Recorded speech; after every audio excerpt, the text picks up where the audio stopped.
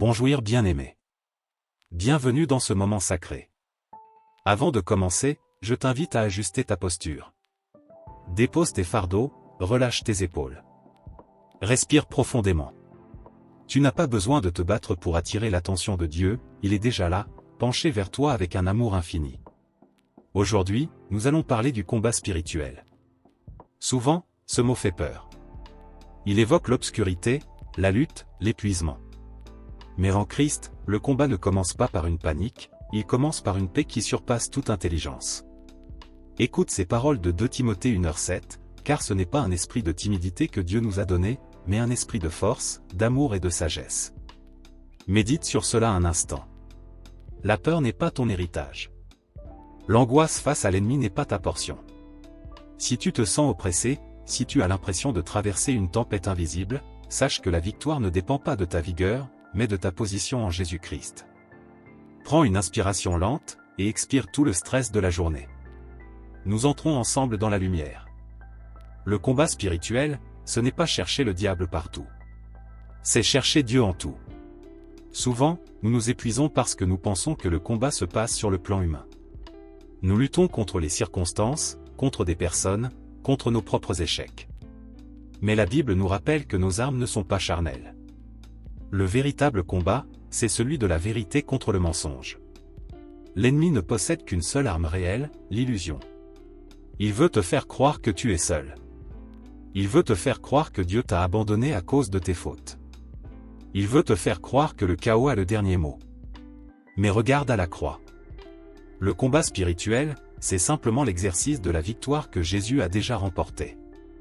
Tu n'es pas un soldat qui essaie désespérément de gagner une guerre incertaine. Tu es un enfant de Dieu qui maintient la position sur un terrain déjà conquis. Pose-toi cette question, dans le silence de ton cœur, quelle est la peur qui me paralyse en ce moment? Est-ce la peur du futur? La peur du manque? La peur du jugement? Apporte cette peur à la lumière. Ne la cache pas, dis simplement, Seigneur, je te donne cette crainte. Elle ne vient pas de toi. Car Dieu ne t'a pas donné un esprit de peur, mais de force. Dans l'armure de Dieu décrite dans les Éphésiens, il y a un élément que nous oublions souvent, le zèle que donne l'évangile de paix pour chaussure. C'est un paradoxe divin, pour combattre, il faut être en paix. Un soldat qui tremble ne peut pas viser juste. Un cœur agité ne peut pas entendre la voix du Saint-Esprit. Marcher dans la paix avec Jésus, c'est accepter que même si la mer est agitée autour de la barque, celui qui dort à l'arrière est le maître des éléments. La paix n'est pas l'absence de problème, c'est la présence d'une personne, Jésus-Christ. Imagine-toi marchant sur un chemin escarpé. Le vent souffle, l'obscurité menace. Mais à tes côtés, il y a une présence lumineuse. Une main ferme tient la tienne. Tu n'as pas besoin de voir tout le chemin, tu as juste besoin de voir celui qui te guide. Répète doucement ces mots, dans ton esprit ou à voix haute, le Seigneur est ma lumière et mon salut, de qui aurais-je crainte?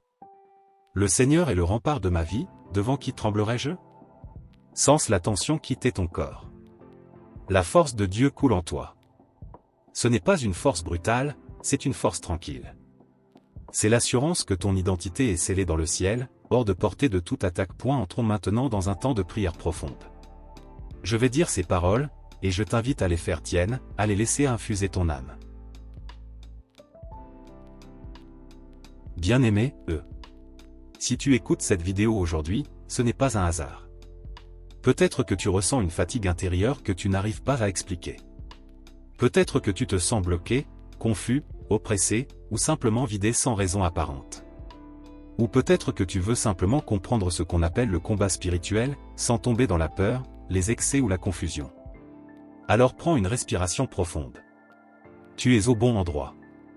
Ici, sur Sentinelle Spirituelle, nous ne sommes pas là pour effrayer, mais pour éclairer. Pas pour accuser, mais pour édifier. Pas pour exalter l'ennemi, mais pour élever Jésus-Christ. Car la vérité est simple. Le combat spirituel existe, mais Jésus-Christ a déjà remporté la victoire. Le combat spirituel, ce n'est pas voir des démons partout. Ce n'est pas vivre dans la peur. Ce n'est pas non plus lutter avec nos propres forces. La Bible nous dit clairement. Car nous n'avons pas à lutter contre la chair et le sang, mais contre les dominations, les autorités, les puissances de ce monde de ténèbres. Éphésiens 6h12. Le combat spirituel se passe d'abord dans l'invisible, mais il se manifeste souvent dans nos pensées, nos émotions, nos décisions, notre paix intérieure. Quand la confusion s'installe, quand la paix disparaît, quand la foi devient lourde. Ce n'est pas toujours un problème physique ou psychologique. Il peut y avoir une pression spirituelle. Mais écoute bien ceci. Comprendre le combat spirituel ne doit jamais t'amener à la peur. Pourquoi? Parce que la peur ne vient pas de Dieu. La Bible est claire, car Dieu ne nous a pas donné un esprit de timidité, mais de force, d'amour et de sagesse. 2 Timothée 1h7. Si un enseignement te remplit de peur, te fait paniquer, te rend obsédé par l'ennemi, alors ce n'est pas l'Esprit de Dieu qui agit. Dieu n'éduque jamais par la peur. Il éclaire par la vérité. Il corrige par l'amour. Il fortifie par la paix. Le combat spirituel n'est pas un film d'horreur. C'est une réalité spirituelle maîtrisée par Christ. Le plus grand problème aujourd'hui, ce n'est pas que les chrétiens ignorent l'existence du combat spirituel. C'est qu'ils oublient qui est au centre. Le combat spirituel ne tourne pas autour de Satan. Il tourne autour de Jésus-Christ.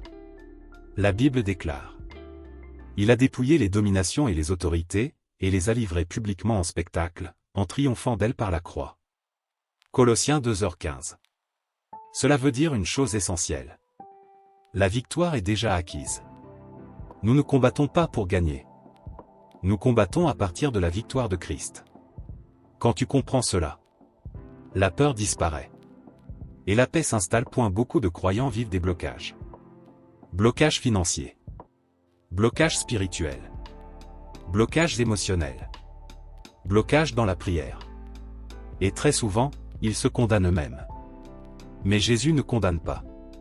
Il libère. Un blocage spirituel peut venir d'un découragement prolongé, d'une blessure intérieure non guérie, d'une désobéissance persistante, ou simplement d'un combat intérieur non compris. Tout blocage n'est pas un démon. Tout combat n'est pas une attaque directe.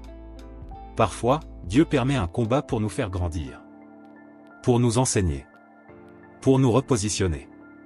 La confusion est l'une des armes les plus subtiles. Quand tu ne sais plus quoi penser, quand ta prière devient floue, quand tu doutes de tout, même de Dieu, ce n'est pas toujours parce que tu manques de foi. La Bible dit: Dieu n'est pas un Dieu de désordre, mais de paix. 1 Corinthiens 14h33. La confusion ne vient jamais de Dieu. Mais la réponse n'est pas la panique. La réponse, c'est le retour à la vérité. La vérité calme l'âme. La vérité éclaire l'esprit. La vérité ramène la paix. Jésus a dit: Voici, je vous ai donné le pouvoir de marcher sur toute la puissance de l'ennemi, et rien ne pourra vous nuire. Luc 10h19. L'autorité spirituelle n'est pas dans les cris. Elle n'est pas dans la colère. Elle est dans la position en Christ. Quand tu sais qui tu es en Jésus, tu n'as plus besoin de prouver quoi que ce soit. L'autorité véritable. Parle avec calme. Agis avec foi. Repose dans la paix. La paix n'est pas l'absence de combat. La paix, c'est la présence de Jésus au milieu du combat. Jésus a dit: Je vous laisse la paix, je vous donne ma paix. Je ne vous donne pas comme le monde donne. Jean 14h27. Tu peux être attaqué, mais restez paisible. Tu peux être éprouvé, mais restez confiant. Tu peux être testé, mais restez enraciné. Parce que ta paix ne dépend pas des circonstances. Elle dépend de Christ en toi. Entrons maintenant dans un temps de prière profonde. Je vais dire ces paroles, et je t'invite à les faire tiennes, à les laisser infuser ton âme. Père Céleste, nous nous approchons de toi avec humilité. Nous reconnaissons que sans toi, nous ne sommes rien, mais qu'en toi, nous avons tout. Merci pour ta parole qui est une lampe à nos pieds. Aujourd'hui, nous renonçons à la peur. Nous refusons de nous laisser intimider par les bruits du monde ou les murmures de l'ennemi. Nous proclamons 2 Timothée 1h7 sur nos vies, sur nos familles, sur nos projets. Seigneur, sature cette atmosphère de ta présence. Que chaque personne qui écoute ces mots ressente ton étreinte. Brise les chaînes de l'anxiété. Disperse les nuages de la confusion. Donne-nous cet esprit de sagesse pour discerner tes voies, et cet esprit d'amour pour ne jamais répondre au mal par le mal. Nous marchons dans la paix. Non pas parce que nous sommes forts, mais parce que tu es fidèle. Tu es notre bouclier, notre haute retraite. Dans le nom puissant de Jésus, nous déclarons que nous sommes plus que vainqueurs. Prends ce moment pour parler à Dieu avec tes propres mots. Dis-lui ce qui pèse sur ton âme. Écoute son murmure doux et léger qui te dit « Ne crains rien, car je suis avec toi ». Le combat spirituel ne se gagne pas dans le bruit, mais dans le secret de ta relation avec Dieu. Repars de ce moment avec cette certitude, tu es aimé, tu es protégé, et l'esprit qui est en toi est infiniment plus grand que celui qui est dans le monde. N'oublie pas, la force de Dieu se manifeste dans ta faiblesse. Quand tu es à bout de souffle, c'est là qu'il devient ton second souffle. Merci d'avoir partagé ce moment de recueillement avec moi. Que la paix du Seigneur garde ton cœur et tes pensées en Jésus-Christ, tout au long de cette nuit ou de cette journée. Si ce message t'a parlé, abonne-toi à Sentinelle Spirituelle, like, partage ce moment avec quelqu'un qui a besoin de retrouver la paix, et commente ci-dessous avec un verset qui te fortifie. Nous veillons ensemble. Que Dieu te bénisse.